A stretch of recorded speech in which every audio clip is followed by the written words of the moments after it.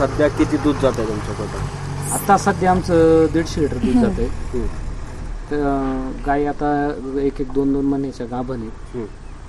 आता थोडस कमी पडायला लागले दूध. बरं. आणि उन्हामुळे उष्णता जास्त त्याच्यामुळे जरा कमीच होते. कंटिन्यू किती पर्यंत, म्हणजे एक वर्षाचं जर आपण धरलं तर कंटिन्यू किती दूध जातं मग? कंटिन्यू जर म्हणलं तर आमचं 70-80 हे कंटिन्यू दूध असतं. म्हणजे दिवसाला? हो, हा.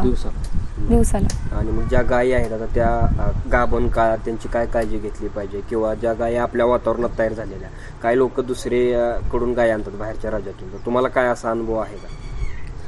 गाभण काळामध्ये त्यांची तब्येत कशी राहील, त्यांना खुराक व्यवस्थित देणे, गाय आटल्यानंतर त्यांचा खुराक न बंद करणे, गाय आटल्यानंतर ज्या आटण्याचा काळ आहे त्या काळापर्यंत बंद करण्याचा व नंतर परत लगेच खुराक चालू करायचा.